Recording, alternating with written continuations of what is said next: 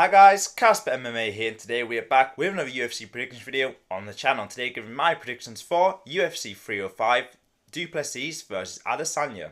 Now I didn't actually have time to make a reaction video to Tybura versus Spivak 2, but you didn't want to see that. It went horribly. We lost like 3 units or something. It was one of the worst cards I've ever watched in my life. It was terrible. We're moving past that one. We're get away from that. But we're here today with 305. Looks a pretty decent card. I'm looking forward to it. But before I get into today's picks, make sure if you enjoy this type of content, you go down below and hit the subscribe button. It's much appreciated and it's free. And now we have ourselves here 12 fights on the card, and we start off with the early prelim of Stuart Nicoll versus Jesus Aguilar. And I'm going to pick Stuart Nicoll here. He's 8-0. I think it's his first fight in the UFC. I'm pretty sure. Yes, it is. He's got quite a lot of knockouts. 4 wins, 3 submissions, so he can do it all. Aguilar isn't bad, to be fair. He's 10-2, I think. Yeah, he is. 2-1 in the UFC. Only lost to Tatsuro Taira, so he's not bad, to be fair. He knocked out Shannon Ross. Split decision win over Mendonca, or Mendonca, I don't know how you say that. But I just feel Stuart Nicoll in Australia, 8-0, undefeated. I feel like he's going to get this one done. Not sure how. Maybe by a decision, maybe by knockout. Who knows? But yeah, we're getting on him at 1.47 odds. He is the underdog. So, no, not the underdog, the favourite. I made that mistake so many times in my last card predictions. Kept saying underdog. I don't know why. But right, moving up the card, we have Kenan Song versus Ricky Glenn. Now, this should be an easy win. For Kenan Song, I feel like that's who I'm going to pick. Song, even though he's only got 1 win in his last 4, but he has fought like Ian Gary, who I'm pretty sure he dropped, didn't he, at some point? I can't remember that fight really, but I'm pretty sure. He lost his decision to Tuivasa. Didn't look that great in that fight. Beat Bedoya, but I just don't think Ricky Glenn is that great, to be fair. 22-8. He's lost his last 2 to knockout, whereas Tuivasa's had a few decisions. Lost to Drew Dober and Giagos. Beat Joaquim Silva, but he's also only won 1 in his last 4 as well. 5, because he drew to Grant Dawson. So I'm going to go with Kenan Song here. The Chinaman. I think he's Chinese. Yeah, he is. To beat Ricky Glenn here. I just feel like Ricky Glenn, 2 back-to-back KOs. Probably going to be the same story here. So, moving up the card, we have... Well, actually, you can get on Kenan Song at 1.57, so he's also the favourite. So, moving up, we have Tom Nolan versus Alex Reyes. And I think this isn't an easy pick as well. Tom Nolan is who I'm going for. Another Australian. I think this is in Australia, isn't it? Yeah, this card. I think he's going to win, to be honest. 5 KOs, 2 decisions, 1-1 in the UFC. He did lose to Motta on his debut, but then he came back with a KO over Victor Martinez. Alex Reyes, on the other hand, or Reyes, probably Reyes, I'm not really sure. Maybe it's like Dominic Reyes. I don't know how you say his last name. I'm really bad at pronouncing last names down here. You should probably know by now. But he is 0-2 in the UFC. He's lost to Mike Perry and also Charlie Campbell. So I don't think he's that great, really. So yeah, Tom Nolan is going to get the job done, and probably by KO. I'm not too sure, but yeah, I'd definitely go with Tom Nolan. He is a massive favourite at 1.08 odds. So yeah, definitely putting him in a ACA or parlay, whatever you call it. Now, moving up the card, we have Jack Jenkins versus Herbert Burns. How is Herbert Burns still in the UFC, guys? Another pick, which I have to pick Jack Jenkins, because I'm never picking Herbert Burns in my life to win a fight. I mean, if you've seen any of his last couple fights, he is terrible. He's only there because of his surname, I swear to God. Like, Jack Jenkins is pretty decent. Is coming off that unlucky loss to Chepe Mariscal.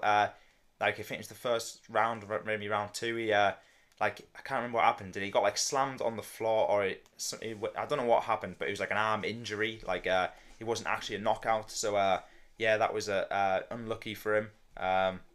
He won at Jamal Emmers. I don't know what I'm saying.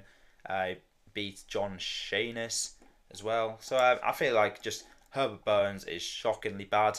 So Jack Jenkins wins by default here. So he's also really big favourite with 1.14 odds. So moving up the card, another prelim, Casey O'Neill versus Luana Santos.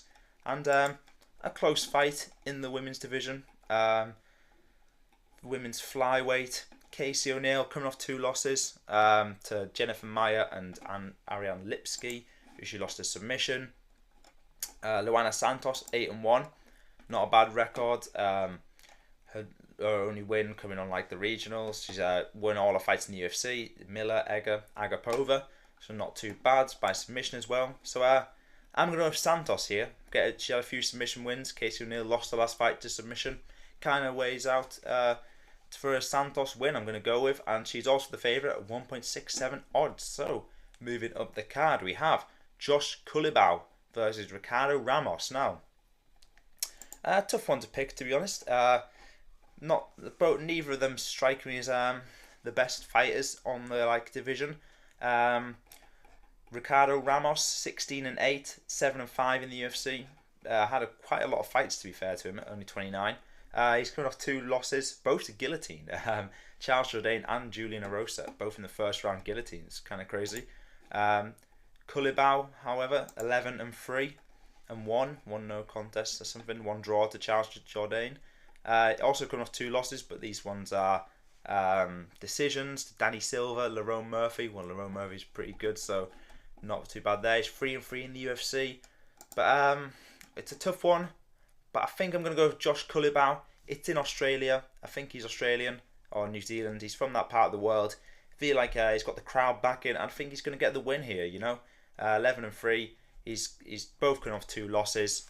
Ramos has been choked out twice. He might win by submission. Who knows? But Culibao is the favourite, I think. Yep, at 1.67 odds. So I'm going to go with him. Now, moving up the card, we have Junior Tafa versus Volta Walker. Wow, what a fight. I think this is the only heavyweight. No, it's not the only heavyweight fight on the card. But it should be an interesting one, to be honest. Junior Tafa coming off that loss to Rodrigo de Lima that he stepped in on short notice for a brother. I'm pretty sure they both, Junior Tafa and I forgot Justin Tafa, they both swapped places. They both stepped in short notice for each other, which is kind of funny. But he's lost to Mohamed Usman and Rodrigo de Lima, so not the best. He's beat Parker Porter, to be fair.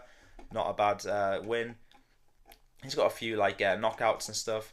So I don't know, because Volta Walker looked terrible in his last fight. I mean, these both, it's not the most high level heavyweight fight, this one. Junior Tafa and Volta Walker. He lost to Lucas Brevsky, or whatever his name was, who looked terrible. We watched him get knocked out by Mick Parkin. I don't know how he lost that fight. He looked really. I thought I picked him to win because he was undefeated, but it's a tough one, to be honest. I think I'm going to go with Tafa on this one. I just feel like he was too short notice the last fight. I feel like he's not that bad, really. He got that win over Parker Porter. Volta Walker looked terrible in his last fight. I don't know if he looked terrible, but he should be beating Brevsky, to be fair. So I'm definitely saying that wrong, but who cares? Tafa, I'm going to pick him here. I think he might be the slight favourite or even odds. He's 1.8 odds you can get him at. So let's go with Tafa here. I just don't think Walker's that great. Is he Johnny Walker's brother? I think I saw that somewhere. But yeah, he's not living up. Well, both Walkers aren't great, really, are they? But moving up the cards, we are on the main card now. Li Jingliang versus Carlos Prates. I always butcher the names, to be honest. But Li Jingliang, we haven't seen him in ages. When on earth was the last time he fought? 2022. So it's been a long time. He lost a split decision to D-Rod, Daniel Rodriguez. And Carlos Prates, he last fought not too long ago, this year. He beat Charles Radke, knee to the body, I remember that. He's actually undefeated in the UFC, 2 wins, Trevin Giles, and 2 knockouts. So it should be a good matchup, this. I'm excited for it. It should be a good one to open the main card. And I think I'm going to go with Prates here. I mean, Li Jingliang getting on a bit, 36. He hasn't fought in a while. Prates being active. Got some knockouts, and I think he might knock out Li Jingliang here. So that's my pick, and he is the favourite at 1.3 odds. So should be a fun fight, that one. Now moving up the card, we have a heavyweight matchup, another one. Tuivasa versus Jairzinho Rozenstruik. Now we all saw Rozenstruik's last fight. Got gifted a win versus Gaziev, basically, because that was terrible. Gaziev tapped out from heart attack or something. That was the worst performance I've ever seen. But before that, he lost to Almeida by submission, beat Dorcas, lost to Volkov, Blades. Basically, Rozenstruik seems to win one, lose one in his career. That's how most of his fights go. Tuivasa, on the other hand, had a tough run recently. I think this is his fourth fight in a row. Yeah, fourth loss in a row. 2 by submission, 2 by knockout. So not great, but yeah, he has got a few good knockouts and that on his record. To be fair, he's got a few good wins. He's 8-7 in the UFC. Tai Tuivasa. It could go either way, to be honest. This one, I'm not confident in my pick, but I'm gonna go with Tai here.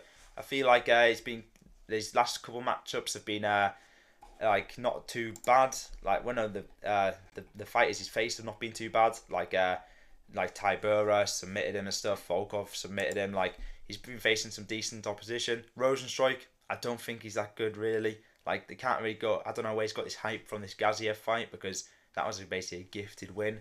And I just don't think Rozenstruik has the same I don't know. As the other fighters that Ty's faced.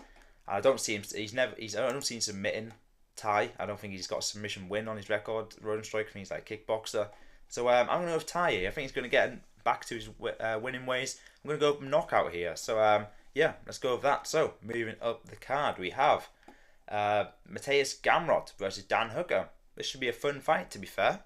Gamrot almost had a title shot. I think he's very close. Well, there's not many people left. There's like Arman Sarukian at the top. And then apart from that, Makhachev's faced everyone really, I think. But he's coming off the win against Dos Santos, which was really boring. He just grappled him on the floor for the entire time. Dan Hooker, he hasn't fought for ages. His last win was the Jalen Turner fight. Yeah, it was. That split decision win, but that was a really good fight. I think it was on the Volkanovski card or something. But yeah, that was a fun fight. So expecting another good one here, unless Gamrot is boring. But that should be good. But I am going to pick Gamrot. I do think he is better than Dan Hooker. I mean, the rankings show for himself. He's 4th. Dan Hooker's 13th. But anyways, should be a good fight. I think Gamrot should cruise to a decision here. I mean, if he fights like he did in his other fights, like the Dos Santos fight, and just wrestles him, he probably will win this pretty easily. But yeah, Gamrot is. I didn't actually see the odds for Tai Tuivasa. That was he's actually a big underdog. Wow, 2.88 odds. So I'd get your money on Tuivasa if I was you. But Gamrot is the big favourite at 1.3 odds. So yeah, putting him in my ACCA. So moving up the card, we have Kai Kara France versus Steve Erceg. An all-Australian matchup is this. No, it's New Zealand. Where's Steve Erceg from? I always get the flags mixed up in that. I never know. No, it's Australia versus New Zealand matchup here, actually. So Kai Kara France. Coming off a loss to Albazi. I didn't actually see the fight. I'm pretty sure it's robbery. All my friends have told me it's a robbery and stuff that I watched it. I can't remember why I didn't watch it. I think I was away. But I should probably watch that fight back. Everyone says it was because it's a split decision. He should have won.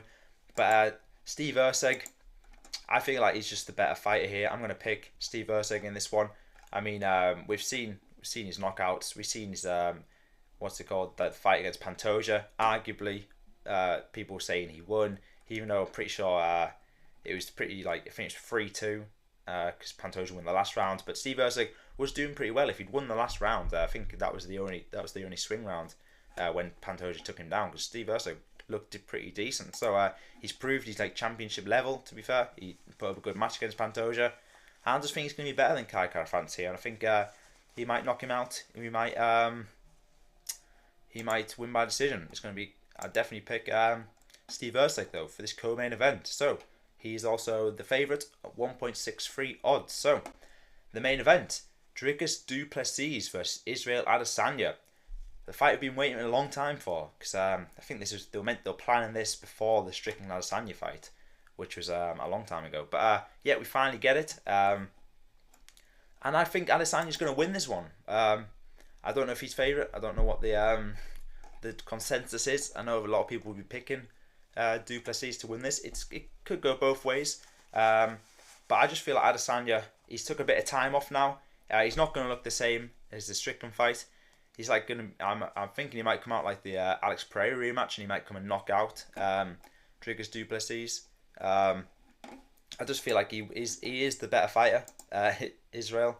even though he didn't look it against Strickland, I think that was just an off night. He underestimated Strickland a bit. I don't think he's going to do this because he's the challenger against du Plessis. We don't often see Adesanya as like fighting for the belt. So although du Plessis is really good, I can see him winning a decision here as well. I just feel like Adesanya is going to get the job done, you know. And whoever wins this, I think Strickland is the next in line. I think for the title, it sets up whoever wins this, like if Israel wins, it sets up a rematch with Strickland for the belt. Jiggers will rematch with Strickland, and so yeah, it's a decent thing at middleweight at the minute because Kamzat and Whitaker are fighting as well, and they'll get a title shot whoever wins that after that. And so yeah, middleweight division is looking all right for once. So that is my picks. Israel Adesanya, get him on at. Oh, he is actually a slight favourite at 1.83 odds. So that was my picks. So let me know, guys, down in the comments if you agree or disagree with any of the picks there. And if you enjoyed this video, maybe leave a like on this video, hit the subscribe button, and I'll see you guys in the next one. Goodbye.